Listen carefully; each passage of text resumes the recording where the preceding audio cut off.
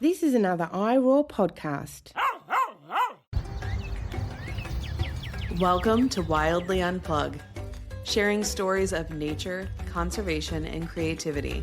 Discover what develops when you unplug and step outdoors. Amy, thank you so much for being here today. Yay, Lauren. Oh my gosh. I'm so excited that we're doing this. I know, and you're a fellow podcaster with the Grounded in Maine podcast with over 100 shows. Congratulations. So what can listeners expect when they hop on over and listen to your show? Oh my gosh. So I don't come at this as an authority on anything. Like I come at this as just curious. I want to know what other people are doing because I know what I'm doing, which feels like not a lot when I talk to other people. But I really want people to feel encouraged to try something because I know that the podcast is about sustainability. Sustainability is a huge word. It includes like everything under the sun. And there are so many things like organic cotton and linen and their solar panels and all kinds of things are like super, super expensive. And some people might feel left out. I can't really be sustainable because I don't have that kind of money. But there are so many things that people can do in all different ways. So I guess, is there a pivot point that led you to focus on sustainability, or is that something that's always been inside of you? It was initially supposed to be about homesteading. And then I joined a few homesteading Facebook groups and they were not very nice.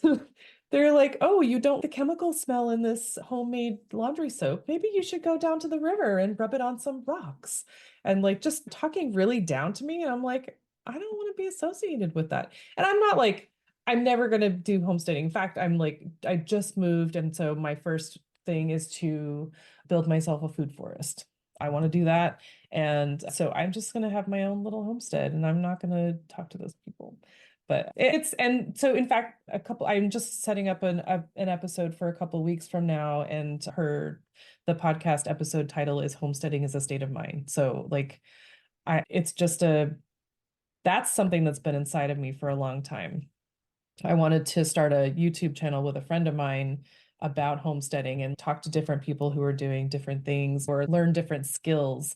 And each week learn a different skill on the YouTube channel and then come back the next week and talk about how that worked, incorporating it into our lives. Like that is totally something I'm going to keep doing, or that does not work for me. Next.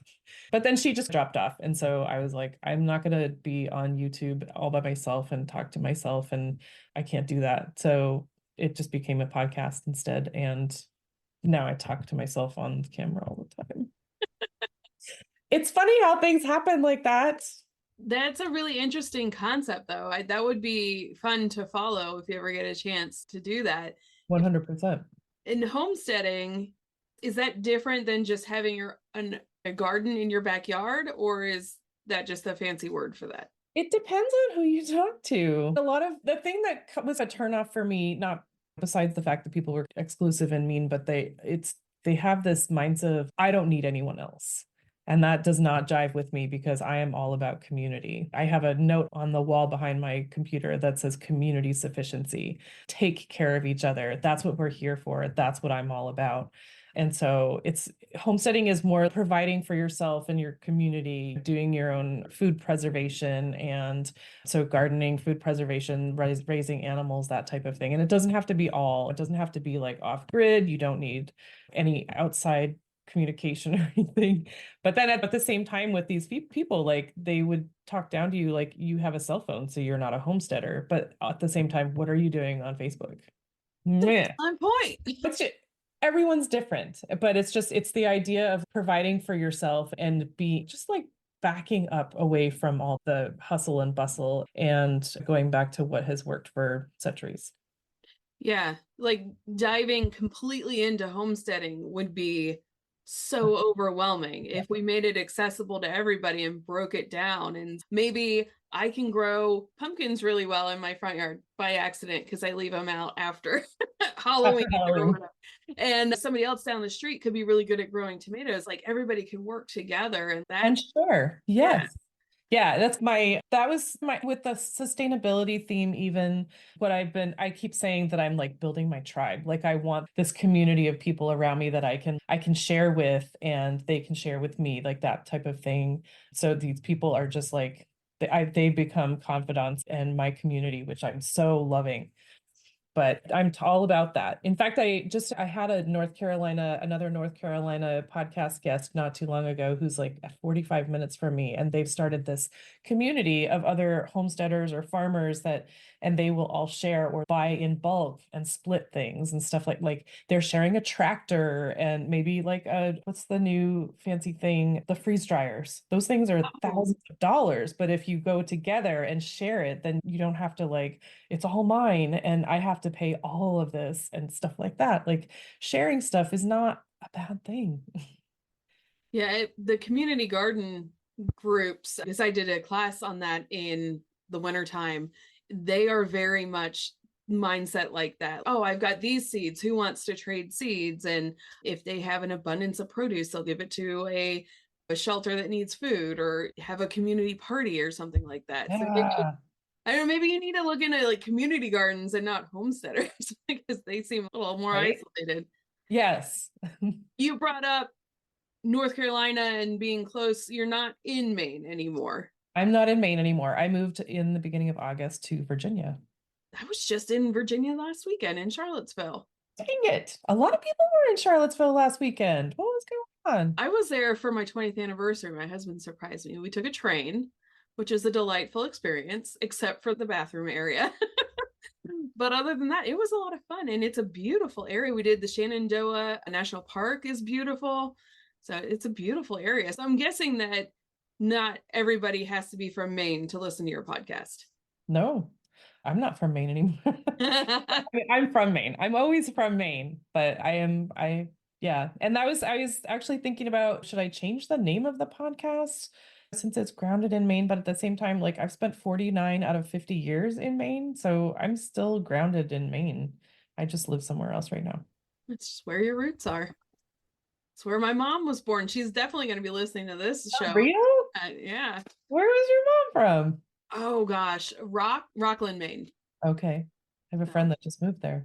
Oh, wonderful. It's a very small town, I hear. But was this your first podcast experience? Yes. And then that was the whole story before with your friend. You were going to go in with your friend, and then you're just like, she failed, so I'm going to do it myself. Yeah. I mean, it was like we talked about it 2 years before I started the podcast. That's how I roll. I'm like, oh, I'm going to do this. And I talk about it and talk about it and talk about it. And I'll take classes and blah, blah, blah. And then something happens that makes me finally do it. Like I talked about worm bins, getting a worm compost bin. And I went to 3 or 4 different classes over 3 years. And I was like, I went to the library for a class and I was like, okay, I'll feel more confident after this one. And then maybe someday I'll get a worm bin, but they actually gave away worm bins while I was there. I'm like, oh, now I have worm. And now you got to do it. Oh my gosh, it's actually here. This was not the day I was planning on, but okay. But yeah, with the podcast, like I talked about it and I thought about it for about 2 years. And then a friend in Florida was talking to my sister-in-law in Cincinnati. He said, "Is that where you are?" Yeah. You are. That's right. I'll have to hook you guys up because that would be really fun. He told my sister-in-law, and I don't know why he didn't tell me, but he was like, my friends are hosting this podcasting workshop in Florida in March. This was in 2022. And so she told me that, and I was like, it's COVID, man. What, you want me to go to Florida? I was working temp jobs. Like, I don't think I can do that. And so he actually said, I finally ended up talking to him, and he said that he had enough points to fly me down. So he's, if I fly you down, you just have to pay for the workshop. That was a gift that was too big to say no to. That was just too easy. So I went to the workshop, and that was March. In June, I started the podcast. That's fabulous. Do you have any big takeaways from doing over 100 episodes? Like advice or takeaways, like things that I learned from podcasts? Gosh, how about let's dive into both questions. Okay. So as far as podcasting, I would say get over yourself. One, I want to say you're not that special, but it's not that big of a deal. I remember I don't know how many times I did my first super short episode. My solo episodes are so short and they're painfully long for me. But the first one, I think I must have tried it like 18 times, like recording, and I was like, no, it's not good enough. But the fact is, you're never going to get better if you don't publish it and just suck it up. You have to actually put it out there and it will get easier. And that's my advice for podcasting. That was my big takeaway. You got to do it. Yeah. Same. My first episode where it was just me, I must have done it and done it again. I'm like, it's got to sound perfect. I'm like, but who's really going to listen? A handful of people. That's fine. Whatever. Just, Yeah. I don't talk perfect in my day to day. I don't have to on this little 10-minute segment. I think people are looking for the real us. Does it feel like it's half an hour though that you have to talk and you're just like, I'm out. I got nothing else. Yeah. And then I'm like, I get tired of talking. I'm like, why? Because there's not a face in front of you. It's so different. It's so different and so much more comfortable with another face. It's true. For sure. What about from everything that you've learned about sustainability and in our environment? What's your biggest takeaway there? As far as that, let's see. One of the biggest things that I've come away with is a really important thing that I've learned from people that I've had on is to find awe. And that may sound weird as far as sustainability, but I've had a couple of guests that just talk about how beautiful the world is, like how much opportunity, how much we pass by in our busy day-to-day stuff. But like I have a past guest, his name was Noah. He runs a climbing company in Camden, which is right beside Rockport, Maine, Rockland. And he talked about finding awe. And I was like, sold. Like you find awe, you find beauty, you take care of that. And that's the whole point of sustainability. So that was a really big lesson for me. And also you expect these, I'm not going to say fancy, but like these kind of big deal tips for sustainability and things that people are doing. And I had a friend come on and she was like, I make my own veggie broth. And I was like, go you, that's awesome. But at the same time, if you think about it, making broth, it doesn't seem like that big of a deal. You save your veggie scraps in the freezer in a bag, and then you add water. But if you were to buy it at the store, you have those cartons that are like coated in plastic or wax or something, and you can't compost them and you can't recycle them. And they're like $5, and there's more than just veggie scraps and water.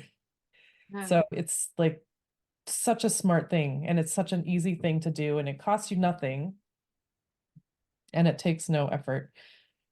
So it was a very cool one for me. Like you can spend thousands of dollars. I'm about to have solar panels put on my house, and that's thousands of dollars. But I only have it because I'm getting divorced or because I just got divorced. But then making veggie broth is nothing. But it's such a huge, it's a very independent feeling. It's a very healthy feeling. It's a big contribution if you think about it that way. Yeah, and it just takes a little bit of intentionality. I think that is another thing that I've learned from my podcast is that you have to be intentional about your time and getting out so you can experience those awe-inspiring moments or even just make veggie broth because you have to be like, okay, I have to set this aside and I know I need to do something with it later. Right. That saves, it's good for your health and it's helpful for the environment. That's Right. a really great idea and so simple. Yeah. And I say that a lot too. Intentional is not a word that usually comes to my mind, but mindful is the same thing.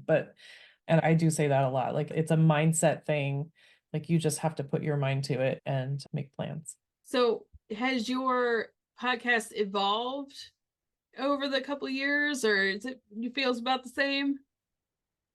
It has evolved in that I have talked to insanely cool people.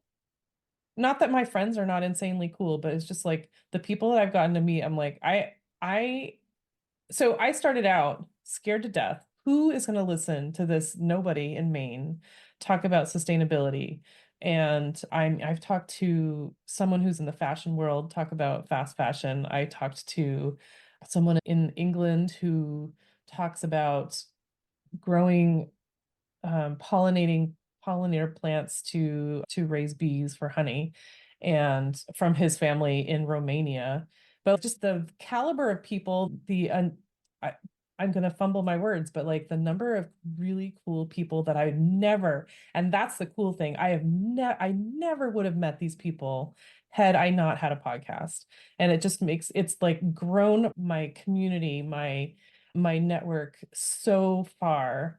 And it's such a beautiful thing that my social media is ridiculously hard now because there are so many people that I follow and I have to support them. And it's not hard to support them, but it's very time consuming because now I know all these people. But like, I turned 50 last year. I did for my 100th episode, actually, I did an episode on menopause. I did a menopause panel, which was super cool. Like I had a couple of past guests and then a couple people that I did not know before.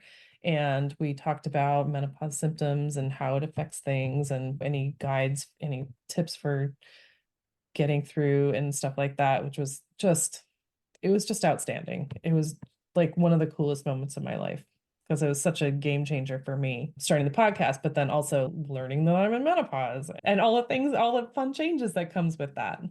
Yeah, all part of nature. Did you find any sustainable options when it comes to menopause or holistic options? Sure. One of them, so I had a past podcast guest who actually told me basically, you are perimenopausal, dude. And not her podcast, but her product is a nightgown that is made of hemp. So natural fabric, but it dries quickly and it is naturally antibacterial so that you don't have to wash it as much and it just like stays dry pretty easily because women in menopause have crazy night sweats and hot flashes and it's just way more comfortable. She actually sent me one. I can vouch for it. I'll wear it every single day. But that was just one of many really awesome moments. I actually so from the podcast I have this idea of doing a short series on one of my podcast guests. But to think about it, it blows my mind a little bit that I was so scared and I just was like, this is not going to last. I'm not going to be able to keep doing this to like, I am addicted. Like as soon as I talk to somebody, when is the next time I get to do this? And the cool things that I get to talk about and the cool people that I get to meet. It was really funny because I was talking to it was Tommy Outdoors podcast. He's in Ireland. And I talked to all these scientists from around the world, and he talked to one of them about, I believe it was wolves. And I couldn't just call this person up and be like, hey, can I talk to you about wolves? But it's, hey, I have a podcast. Can you come on? And then it's opened the door to talk to so many amazing people. And I'm like, yes, absolutely. We had Christine, I'm going to mess up her last name, the sea turtle video where the sea turtle had a straw stuck in its nose. Yes. Oh, we had on that biologist, and she inspired my son 5 years ago to raise money for sea turtles. So I had him on the show too. So it's like such an amazing network of people. Mm-hmm. It really makes the world a lot smaller. It opens up so many doors. Today, in an hour, I'm talking to the editor of the Old Farmer's Almanac. Oh my gosh. I know. I'm like, what the heck? And I didn't even approach them. My guest form is in my bio and they filled that out. And I was like, oh, hey, come on, here's my scheduling. Let's set that up. So I'm floored. I'm floored at how this is all like working. That could easily be someone you could do a couple part series on right there. Gosh, the Farmer's Almanac. For real. I know. But that is super awesome. So do you, other than like a mini series, do you have a book in the works or retreats or anything like that? I am starting to think about a book, maybe. There you go. In my spare time, full-time podcast 3 nights a week. But yeah, I am thinking about that. I'm also thinking about maybe a second podcast. Oh, wow. If I can get a reliable friend that we can just talk about stuff and have people on. And so it's not all me. I don't want it to be all me. I did a podcast with friends once that becomes an interesting dynamic after a while. And podcasting does feel like a labor of love. And there are a couple times where I'm like, oh, I only get a handful of listeners. And I'm like, gosh, why am I doing this? But sometimes I'm like, I get so much out of it. You feel the same way? Oh, 100%. Yeah, totally. And so somebody that I've worked with said, if you don't have a lot of listeners, if you think about putting them all in a room, all those listeners, whether it be a few or my episodes usually are around 100 total. Put 100 people in a room and try to speak in front of them. No. Yeah, that suddenly becomes a lot. That's intimidating. Yeah, totally. But it was a really cool way to look at it. And it just is the fact that anybody is listening is pretty cool. And you reach one person that says, thank goodness for your podcast. I've learned so much and I'm following every week and blah, blah, blah. You're like, worth it. Yeah, but they see you heard from someone. Yeah. And the weird thing is they were family members. Like I don't know about you, but my family is, oh, good job, Amy. That's really cool. And you're like, but you're not listening. My ex-husband wasn't listening. But then you find out that your family's listening. You're like, oh my gosh, that's really cool. Yeah, that is a cool feeling. And then for any listener that's listening to either show, Right? feedback. We love that kind of stuff because we need to know what's working and what's not and what people want to hear so that people want to keep coming back. Yeah, totally. So let's see, why is Grounded in Maine important to you and how do you feel like it is helping to impact the world in a positive way? Ooh, that's a big question. Grounded in Maine, I had such a community in Maine. I volunteered for 7 years at a garden farm that grew organic produce just to donate it to food banks. So I felt really connected with my community and that was very grounding for me. That was like they're my people. They were the reason that I was sad to leave Maine, because that was every single Saturday morning I spent time with these people. They became my family. And so leaving them was really hard. But just Maine is where I learned all about these things. Maine is where I felt free to attempt things that I had space to be able to try things that I did not know before. And so that's it. That's all I have. Moving from Maine to Virginia, what do you miss about Maine? And also, what do you really enjoy about your new habitat that you're in? Let me tell you. So Maine, what I miss is my Saturday morning people at the farm. What I am loving about this place in Virginia. So I'm in Southern Virginia. I'm close to North Carolina, but it's a very sleepy area, except people drive like they're on fire. And I risked out my life walking the dog every day. But the people are so nice. They are so nice. In fact, the man that lives across the street just mowed my lawn today. Oh, Thank goodness he was done by the time we started this, but I was just finishing up work and I could hear the lawnmower. But like he did it once before and I ran outside. I'm like, I don't have any money to pay you. Like I wasn't prepared for this. He's like, it's okay. I just wanted to say hi and I didn't know how to do that. So I just thought I'd mow your lawn. I'm like, dude. And we were talking about, so I moved with my chickens, which is why I'm here. I'm in agricultural land. So I moved with my chickens, which is a whole other story. But I told him, I said, I've been meaning to bring over some cookies to apologize for my roosters, because I have two roosters and they have competitions every morning who can scream the loudest. And so he was like, no, I'm totally cool. I grew up with chickens. I love that. I would love to get some farm fresh eggs. I'm like, yeah, I have 3 hens, only one is laying, so I get like an egg every other day. But so I brought him over some eggs, a few eggs and some cookies the other day. And so he was like, "Oh, I've been meaning to mow your lawn." I'm like, "Dude, you do not have to do that." But this house has a totally clean slate. It's an open, the front yard is totally just grass, empty. There's no trees or anything. So I have to start over with my food forest. A little nice. bit at a time. That'll be a fun journey. Are you going to document that and you can help people do their own food forest? I should.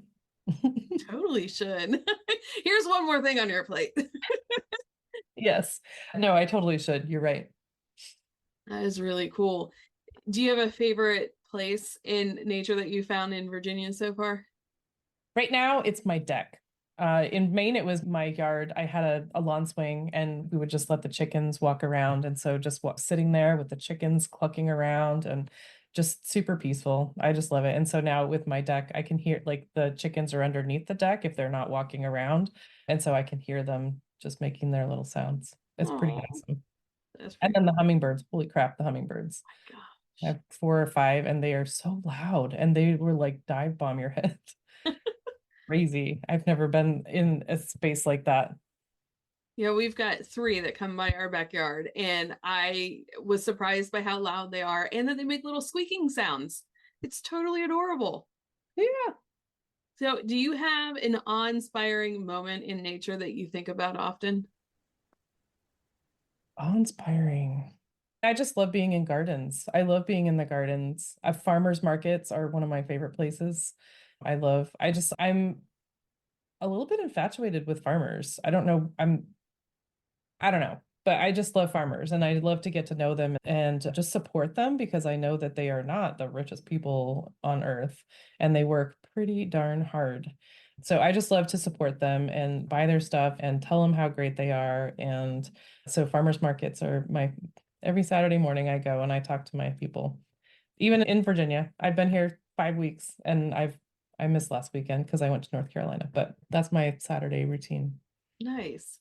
So, other than going to farmers market and buying their produce, what are some other ways that people can help support farmers? CSAs. Hook yourself up with a CSA, community supported agriculture. A lot of them will offer something like that where they'll either put together a box or they'll give you like a credit and you can just purchase their stuff, whether it be, I don't know, milk situation. I just found out it's against the law in Virginia to buy raw milk, but maybe in some places it's not. And I don't know if you were to do a CSA, if it's a different situation. I need to figure that out. But the produce is local and it's healthy and it's grown sustainably. I always support that as often as I can. I buy stuff from every dang vendor, even if I don't need it, because it's just so important for me. How can people find you? I am mostly on Instagram at Grounded in Maine podcast. I'll tag that in the show notes. And then what is one tip you have for someone that would like to connect with nature? Get a bird feeder. It might make you feel old, but it's not a bad thing. Bird feeder, hummingbird feeder, suet cake, whatever you want, or throw some stuff out for squirrels or whatever. Maybe don't do that. Squirrels are troublesome, but they're super cute, especially when they have full bellies. Oh, I don't know. I turned 40 and it was like I've got 7 bird feeders in my backyard now. It's like we know them all too. I love it. I know since I've moved here, I've seen a dove on the power lines and I've heard a couple of cardinals or a cardinal and I see hawks, which does not make me happy, but I have not seen any other birds. I know in Maine, I would put my bird app on, I would just like recording and there would be like 18 different birds in a 10-minute span. But here I'm like, where are the birds? Where are the birds? And I don't know if they're just like waiting to see if I'm sticking around, if I'm going to put some good stuff out. Maybe they're waiting for the suet. I don't know. You get your food forest, and I bet you're going to be bringing in all kinds of stuff. It's going to be awesome. Working on it. Cool. Thank you so much, Amy. Oh my gosh, Lauren, it's been a trip. Super fun. That's so much fun. We'll do it again. We got to do it again. Absolutely. And until next time, get outside and see what develops. Wildly Unplug podcast is a production of Wild Development Studio. The views, opinions, and statements expressed by individuals during Wild Development Studio's productions do not necessarily reflect the views or opinions of Wild Development Studio or its affiliates. Participation in any activities, expeditions, or adventures discussed or promoted during our content may involve inherent risks. It is strongly advised that individuals conduct thorough research, seek professional guidance, and take all necessary precautions before engaging in such activities or venturing into wilderness areas. Wild Development Studio its representatives, or employees shall not be held responsible for any injury, loss, damage, accident, or unforeseen incident that may occur as a result of participating in activities inspired by or discussed in our content. By choosing to engage with our content or act upon any information provided, individuals do so at their own risk and discretion. For more great iRaw podcasts, visit irawpod.com. That's IROARPOD.com.